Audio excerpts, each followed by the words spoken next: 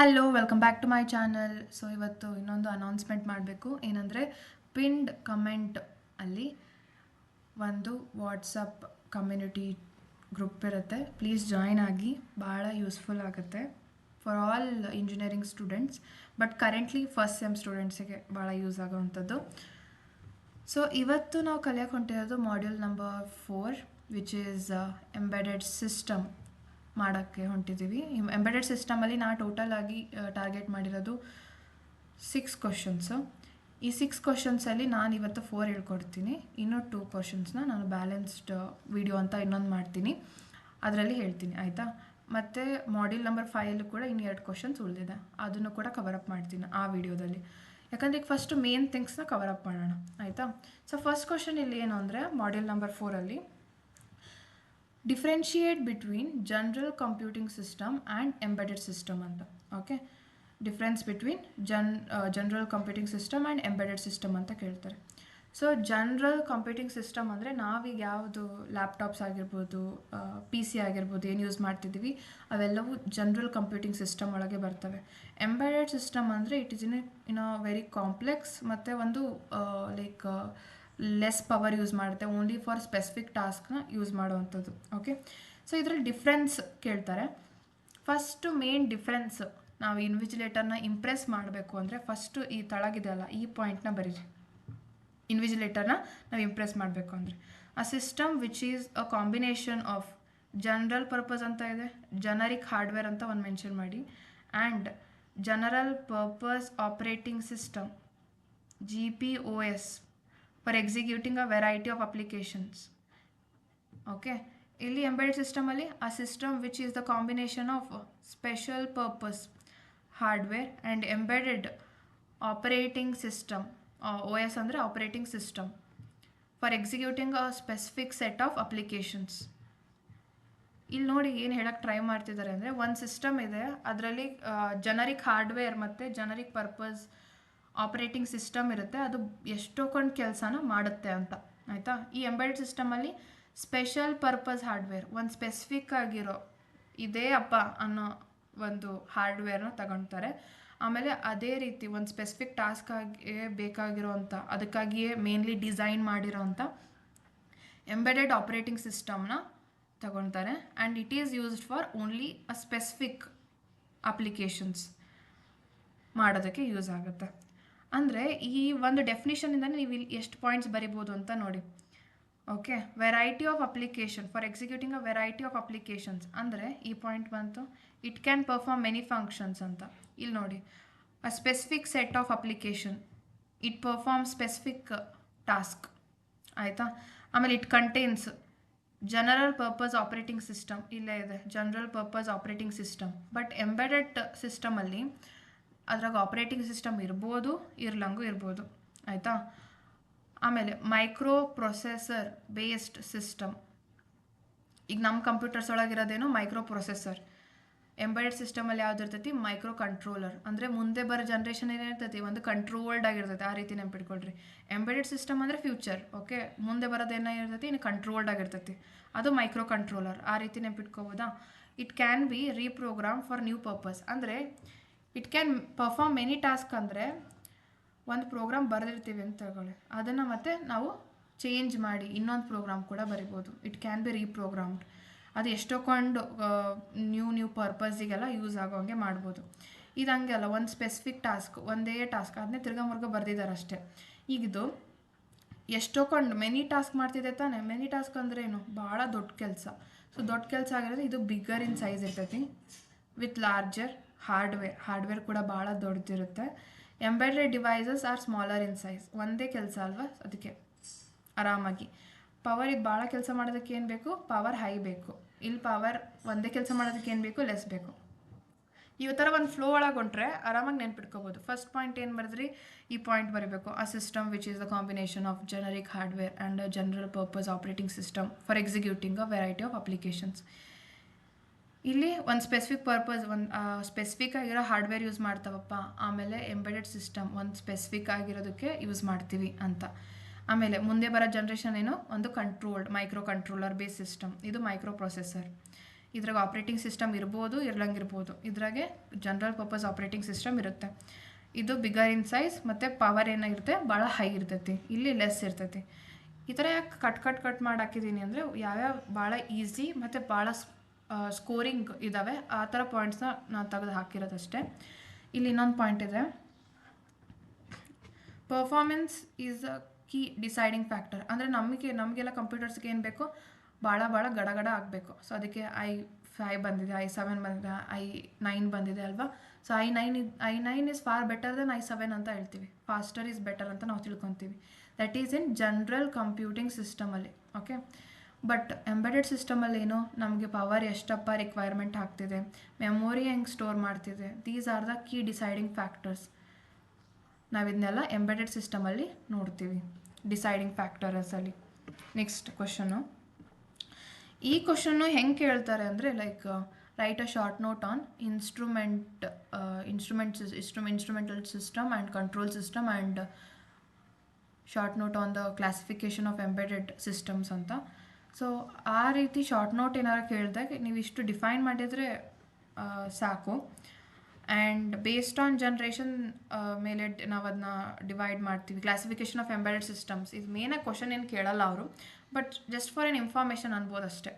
Classification of embedded systems ಯಾವ್ಯಾವ criteria ಮೇಲೆ ನಾವು ಮತ್ತೆ ಡಿವೈಡ್ ಮಾಡ್ತೀವಿ ಅಂತ. ಈಗ ಫಾರ್ ಎಕ್ಸಾಂಪಲ್ ಬೇಸ್ಡ್ ಆನ್ ಜನ್ರೇಷನ್ನಲ್ಲಿ ಎಂಬೆಡೆಡ್ ಸಿಸ್ಟಮ್ನ ನಾವು ಎಕ್ಸ್ಪ್ಲೇನ್ ಮಾಡಿದ್ವಿ, ಫರ್ದರ್ ಡಿಫೈನ್ ಮಾಡಿದ್ವಿ ಅಂತಂದರೆ ಅದು first generation, second generation, third, fourth, fifth ಈ ರೀತಿ ಟೈಪ್ಸ್ ಬರುತ್ತೆ ಫರ್ದರಾಗಿ. ಆ ಥರ ಎಲ್ಲದಕ್ಕೂ ಮತ್ತೆ ನಾವು ಫರ್ದರಾಗಿ ಡಿಫೈನ್ ಮಾಡ್ತೀವಿ ಒಂದೊಂದು ಕ್ರೈಟೇರಿಯಾ ಮೇಲೆ. ಯಾವ್ಯಾವ ಕ್ರೈಟೇರಿಯಾ ಮೇಲೆ ಅಂದರೆ ಬೇಸ್ಡ್ ಆನ್ ಜನ್ರೇಷನ್ ಮೇಲೆ, based on complexity and performance requirements. ನಮ್ಗೆ ಯಾವ ರೀತಿ ಪರ್ಫಾರ್ಮೆನ್ಸ್ ಬೇಕು, ಫಸ್ಟ್ ಎಷ್ಟು ಸಿಂಪಲ್ ಆಗಿತ್ತು ರೈಟ್, ಆಮೇಲೆ ಏನಾಯಿತು ಇಂಟಿಗ್ರೇಟೆಡ್ ಚಿಪ್ಸ್ ಎಲ್ಲ ಜಾಸ್ತಿ ಆದವು, ಆಮೇಲೆ ಕಾಂಪ್ಲೆಕ್ಸಿಟಿ ಜಾಸ್ತಿ ಮಾಡಿದ್ವಿ, ಪರ್ಫಾರ್ಮೆನ್ಸ್ ಚೆನ್ನಾಗಾಯಿತು ರೈಟ್. ಡಿಟರ್ಮಿನಿಸ್ಟಿಕ್ ಬಿಹೇವಿಯರ್ ಮೇಲೆ ಕ್ಲಾಸಿಫೈ ಮಾಡ್ತೀವಿ, ಟ್ರಿಗರಿಂಗ್ ಮೇಲೆ ನಾವು ಇದನ್ನ ಎಂಬೆಡೆಡ್ ಸಿಸ್ಟಮ್ನ ಕ್ಲಾಸಿಫೈ ಮಾಡ್ತೀವಿ ಅಂತ ಬರೀಬೇಕು. ಇದು ಕೇಳಲ್ಲ ಬಟ್ ಸ್ಟಿಲ್ ಆಯಿತಾ. ಅದಾದಮೇಲೆ ಸೆಕೆಂಡ್ ಇಂಪಾರ್ಟೆಂಟ್ ಕ್ವಶನ್ ಯಾವುದು ಅಂದರೆ differentiate between micro processor and micro controller. Micro processor ಅಂದ್ರೇನು ಹೇಳ್ದಂಗೆ ನಮ್ಮ CPU ಅಲ್ಲಿ, ನಮ್ಮ ಪರ್ಸ್ನಲ್ ಕಂಪ್ಯೂಟರ್ಸಲ್ಲಿ ಇರೋದು ಮೈಕ್ರೋ ಪ್ರೊಸೆಸರ್. ಓಕೆ, ಸೊ ಇದೆಲ್ಲಿರ್ತೈತಿ ಜನರಲ್ ಕಂಪ್ಯೂಟಿಂಗ್ ಸಿಸ್ಟಮ್ ಒಳಗಿದೆ, ಇದು ಎಂಬೆಡ್ ಸಿಸ್ಟಮ್ ಒಳಗಿದೆ ಅಂತ ಅದೇ ಒಂದು ಪಾಯಿಂಟ್ ಆಗಿ ನೀವು ಬರಿಬೋದು ರೈಟ್. ಮೈಕ್ರೋ ಪ್ರೊಸೆಸರಲ್ಲಿ ಒಂದು simple stage as compare to the microcontroller. Okay, so ಅದಕ್ಕೆ ಅಲ್ಲಿ consist of CPU, performs arithmetic logical operators. ಇದ್ರಾಗ ಬರೀ CPU ಅಷ್ಟೇ ಇರ್ತೈತಿ. ಆಮೇಲೆ ನಾವು ಕಂಪ್ಯೂಟರಿಗೆ ಹೋದ ತಕ್ಷಣ ಏನು ಮಾಡ್ತೀವಿ, ಅರ್ಥಮೆಟಿಕ್ ಮತ್ತು ಲಾಜಿಕಲ್ ಆಪ್ರೇಷನ್ಸ್ ಮಾಡ್ತೀವಿ ಆಯಿತಾ. ಇಲ್ಲಿ ಹೈಲಿ ಇಂಟಿಗ್ರೇಟೆಡ್ ಚಿಪ್ಸ್, ಯಾಕಂದರೆ ಇದು ಫ್ಯೂಚರ್ ಅಲ್ವಾ, ಯಾವಾಗಲೂ ಹೈಲಿ ಇಂಟಿಗ್ರೇಟೆಡ್ ಆಗಿರ್ತೈತಿ ರೈಟ್. ಅದ್ರಾಗೆ CPU ಇರ್ತೈತಿ, ರ್ಯಾಮ್ ಇರ್ತೈತಿ, ಆನ್ ಚಿಪ್ ರಾಮ್ ಇರ್ತೈತಿ, ಮೆಮೊರಿ ಇರ್ತೈತಿ ರೈಟ್, ಇನ್ಪುಟ್ ಔಟ್ಪುಟ್ ಪೋರ್ಟ್ಸ್ ಇರ್ತೈತಿ. ಫೈನ್, ಇದಕ್ಕೊಂದು ಎಕ್ಸಾಂಪಲ್ ಬರೆದ್ರೆ ಇನ್ವಿಜಿಲೇಟರ್ ಫುಲ್ ಖುಷು. Micro processor 8056 micro processor, Intel 8056 micro processor. First ಈಗ ನಾವೇನಿದ್ದೀವಿ ಅದು ಮೈಕ್ರೋ ಪ್ರೊಸೆಸರಲ್ಲಿದ್ದೀವಿ ರೈಟ್. ಸೊ ನಾವೇನು ಅಂದ್ಕೊಂಡಿದ್ದೀವಿ, ನಾವೇ ಜಾಸ್ತಿ ಅಂತ ಅಂದ್ಕೊಂಡಿದ್ದೀವಿ ರೈಟ್. ಆವಾಗ ಈ ಪಾಯಿಂಟನ್ನೇ ಬಿಡ್ಕೋಬೋದು 8056 ಅಂತ. ಇದು 8051, ಬಟ್ ಅವರು ಫ್ಯೂಚರ್ ಅಲ್ವಾ. ಸೊ ಅವರು ನಾವು ಕಮ್ಮಿ ಕೊಡೋಣ ಆಯಿತಾ. ನಮ್ದು ಏನಿರ್ತದೆ ಅದೇ ಜಾಸ್ತಿ ಅವಾಗ ಎಲ್ಲ ಯಾವಾಗಲೂ ಅಲ್ವಾ.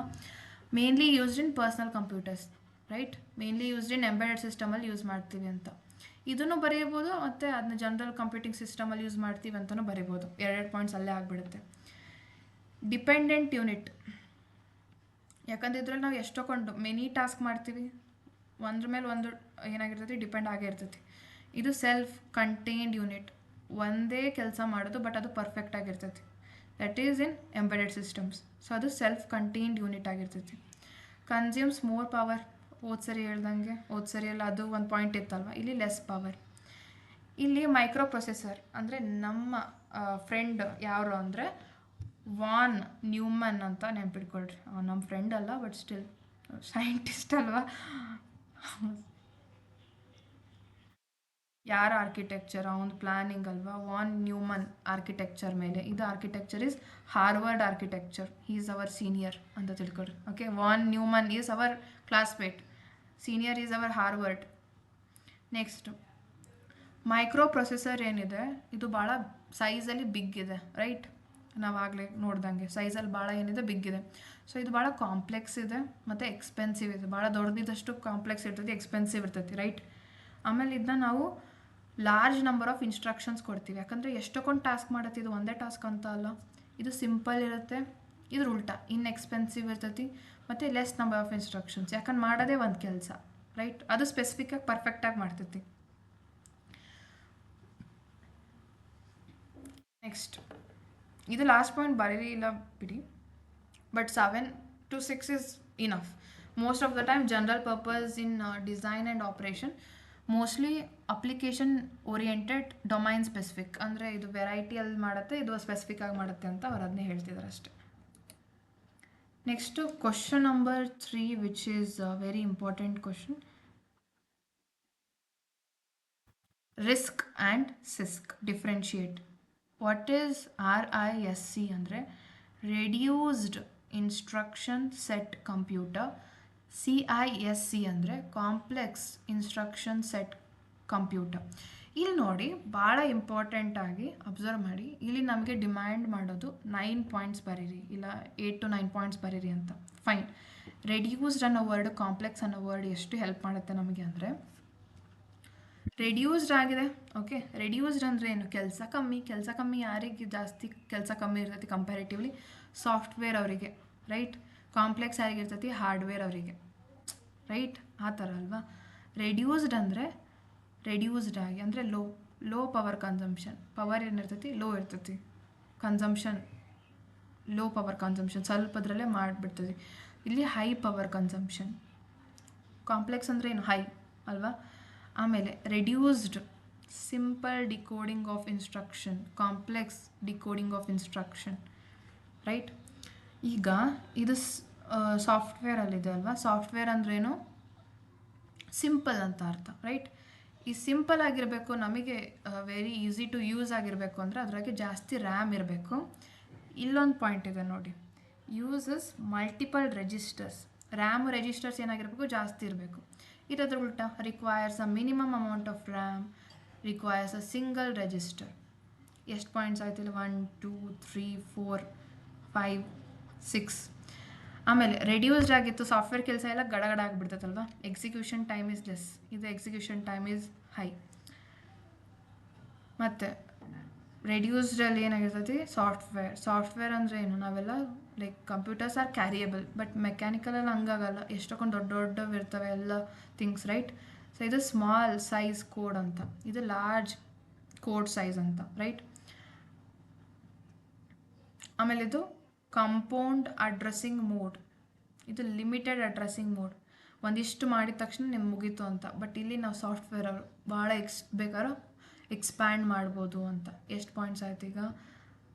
5 6 7 8 ಆಯಿತು. ಇದು ಲಾಸ್ಟ್ ಒಂದು ಪಾಯಿಂಟ್ ಬರೋಣ. Fixed instruction set format. ನೀ ಇಷ್ಟೇ ಅಪ್ಪ, ಈಗ ನೀವು ಒಂದು ಕಂಪ್ಯೂಟರ್ ಬೈ ಮಾಡಿದೆ ಅಂದರೆ ಇದ್ರಾಗೆ ಎಷ್ಟು GB ಐತಿ? 512 GB ಐತಿ ಅಂತ ಒಂದು ಫಿಕ್ಸ್ಡ್ ಇರ್ತೈತಿ. ಬಟ್ ಹಾರ್ಡ್ವೇರ್ ಅವರಿಗೆ ಹಂಗಿರಲ್ಲ ಅಂತ. ಆ ರೀತಿಯಲ್ಲಿ ನೀವು ನೆನ್ಪಿಟ್ಕೋಬೋದು ಈ answer, right. Fixed instruction format 32 bit, varying format 16 to 64 bits for each instruction ಅಂತ. ಒಂದೊಂದು ಇನ್ಸ್ಟ್ರಕ್ಷನ್ ಅಷ್ಟೆಷ್ಟು ಅಂತ. ಸೊ ಇಷ್ಟು ಬರೆದ್ರೆ ಸಾಕು. ನೆಕ್ಸ್ಟು ಇದು explain about the instrumentation system with the diagram ಅಂತ ಕೊಡ್ತಾರೆ. ಈಗ ಫಾರ್ ಎಕ್ಸಾಂಪಲ್ ಒಂದು ಸ್ಟೋರಿಯಿಂದ ನಾವು ಇದನ್ನ ಡೈಗ್ರಾಮ್ನ ಫಸ್ಟ್ ಅಂಡರ್ಸ್ಟ್ಯಾಂಡ್ ಮಾಡ್ಕೊಳ್ಳೋಣ. ಫಾರ್ ಎಕ್ಸಾಂಪಲ್ ಒಬ್ಬರಿಗೆ ಫೀವರ್ ಬಂದಿದೆ ಅಂತ ತಿಳ್ಕೊಳ್ಳಿ. ಓಕೆ, ಫೀವರ್ ಬಂದಿದೆ ಅಂತ. ಅಲ್ಲಿ ಥರ್ಮಾಮೀಟರ್ನ ತಗೊಂಡು ನಾವು ಅದನ್ನ ಲೈಕ್ ಆರ್ಮ್ಸಲ್ಲಿ ಇಲ್ಲಾಂದರೆ ಬಾಯಲ್ಲಿಟ್ಟು ನಾವು ಏನು ಮಾಡ್ತೀವಿ? ಟೆಂಪ್ರೇಚರ್ನ ಚೆಕ್ ಮಾಡ್ತೀವಿ, ರೈಟ್. ಥರ್ಮಾಮೀಟರ್ ಇಂದ ಚೆಕ್ ಮಾಡ್ತೀವಿ, ಫೈನ್. ಸೊ ಅದು ಸೆನ್ಸರ್. ಫಿಸಿಕಲ್ ಕ್ವಾಂಟಿಟಿ ಏನು? ಅವನಿಗೆ ಜ್ವರ ಇರೋದು. ಓಕೆ, ಸೆನ್ಸರ್ ಯಾವುದು? ಥರ್ಮಾಮೀಟರ್ ಯೂಸ್ ಮಾಡ್ತಿದ್ದೀವಿ. ಒಳಗೆ ಸೆನ್ಸರ್ ನಾವು ಅದನ್ನ ಥರ್ಮಾಮೀಟರ್ ಇಟ್ಟ ತಕ್ಷಣ ಏನಾಕತಿ? ಸಿಗ್ನಲ್ ಡಿಟೆಕ್ಟ್ ಆಕತಿ, ಸಿಗ್ನಲ್ ಕಂಡೀಷ್ನಿಂಗ್ ಆಗುತ್ತೆ. ಅದಷ್ಟು ಪ್ರಾಪರಾಗಿ ಮಾಡಬೇಕಂದ್ರೆ ಸಿಗ್ನಲ್ ಪ್ರೊಸೆಸಿಂಗ್ ಆಗಬೇಕು. ಸಿಗ್ನಲ್ ಪ್ರೊಸೆಸಿಂಗ್ ಆಗಿ ನಮಗೆ ಡಿಸ್ಪ್ಲೇ ಕೊಡ್ತೈತಿ ಮತ್ತು ಅದು ರೆಕಾರ್ಡ್ ಮಾಡ್ಕೊತೈತಿ ಇದು ಪಾಸ್ಟ್ ಇರೋದು ಇಷ್ಟು ನೀವು ಮೆಜರ್ ಮಾಡಿದ್ದು ಅಂತ. ಆಮೇಲೆ ನಮಗೆ ತೋರಿಸುತ್ತೆ ನಿಮಗೆ ಇಷ್ಟು 101 ಡಿಗ್ರಿ ಫ್ಯಾರನೈಟ್ ಇದೆ, ಹಾಗೆ ಆ ರೀತಿಯಲ್ಲಿ ನಮಗೆ ಡಿಫೈನ್ ಮಾಡ್ತೈತಿ. ಫೈನ್, ಈಸಿ ಅಲ್ವಾ? Physical quantity, sensor, signal conditioning, signal processing, display, recording, data output. Then what is instrumentation ಅಂದರೆ it is the technology of measurement in ಒಂದು ಟೆಕ್ನಾಲಜಿ ಇದು ಒಂದು ಡಿವೈಸ್ ಗುರು ಆಯಿತಾ. ಇದು ಏನು ಮಾಡುತ್ತೆ? ಮೆಜರ್ ಮಾಡುತ್ತೆ, ಮ್ಯಾನಿಪುಲೇಟ್ಸ್ ಮಾಡುತ್ತೆ, ಇಲ್ಲ ಪ್ರೊಸೆಸ್ ಮಾಡುತ್ತೆ. ಯಾವನ್ನ? ಫಿಸಿಕಲ್ ವೇರಿಯೇಬಲ್ಸ್ನ, ಪ್ರೆಷರ್, ಟೆಂಪ್ರೇಚರ್, ಈ ರೀತಿ ಎಕ್ಸೆಟ್ರಾ, ಫ್ಲೋ ಲೆವೆಲ್ ಯಾವುದಾದ್ರೂ.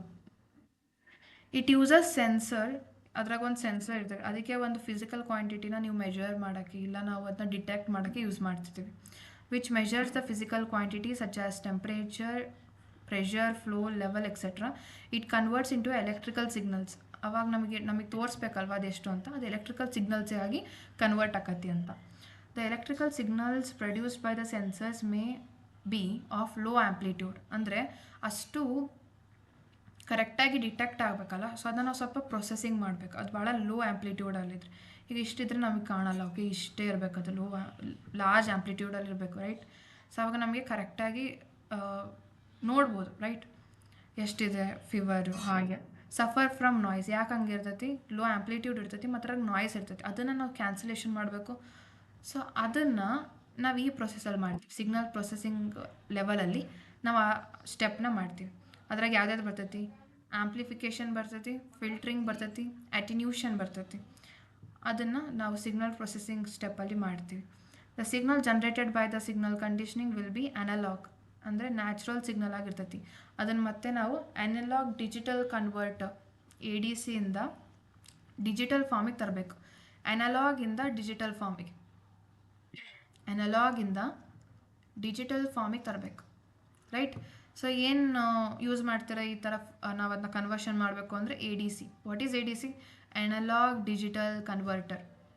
ಅನಲಾಗಿಂದ ಡಿಜಿಟಲಿಗೆ ಮಾಡಬೇಕು, ಏನು ಯೂಸ್ ಮಾಡಿ? ಅನಲಾಗ್ ಡಿಜಿಟಲ್ ಕನ್ವರ್ಟರ್, ಹೌದಲ್ವಾ? In the signal processing which is displayed and recorded. ಆಮೇಲೆ ನಮಗೆ ಅದು ತೋರಿಸಿ ರೆಕಾರ್ಡ್ ಕೂಡ ಮಾಡ್ಕೊತದ್ದು. Okay, thank you for watching. Subscribe to my channel. ಮತ್ತು ಪಿನ್ ಕಮೆಂಟಲ್ಲಿ ವಾಟ್ಸಪ್ ಕಮ್ಯುನಿಟಿ ಲಿಂಕ್ ಇದೆ. So please do join it. Thank you.